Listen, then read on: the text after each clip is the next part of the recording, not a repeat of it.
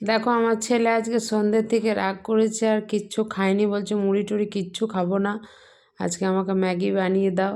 কিন্তু যেহেতু বেশি ফাস্টফুড খাওয়া ভালো না, সেই জন্য আজ আমি বানাই দিইনি। ঠিক আছে, তো আজ দেখো রাগ করে শুয়ে আছে। এই বল বল, তুই কী খেতে চাস বল বাবু।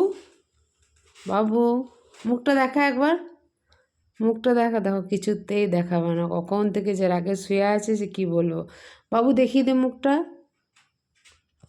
বাবু একবার কুক্কা করে দে তো। দেখা, একবার দেখিয়ে দে, সবাইকে দেখিয়ে দে, রাগের মুখটা দেখিয়ে দে। আচ্ছা ঠিক আছে, অন্য দিন বানাই দেবো, ঠিক আছে। বল কিছু বল, এখন ক্যামেরার সামনে আছিস, বল।